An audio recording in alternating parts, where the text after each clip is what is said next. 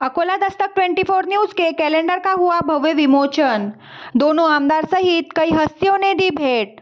अकोला शहर में 2025 के कैलेंडर का भव्य विमोचन किया गया। उक्त कार्यक्रम में प्रमुख अतिथि के रूप में अकोला पश्चिम आमदार के साजिद खान पठान, बालापुर विधानसभा क्षेत्र के आमदार नितिन बापू देशमुख, सामाजिक कार्यकर्ता अब्दुल सलाम खान, मराठी पत्रकार संघ के जिलाध्यक्ष शौकत अली मीर साहब, एक्टर अभिनेता film producer Shubham Dilip Wankhede, Akotfail police station के पुलिस निरीक्षक अरुण परदेसी, मेमन जमात के अध्यक्ष Javed Zakaria, film producer Dilip Wankhede, Roti Bank के सचिव डॉक्टर मुजाहिद अहमद, जन सत्याग्रह संगठन के अध्यक्ष आसिफ अहमद खान, स्पॉटन ग्रुप ऑफ पत्रकार आवेश सिद्दीकी, जन लोकशाही संगठन के अध्यक्ष सैयद नासिर आदि उपस्थित थे।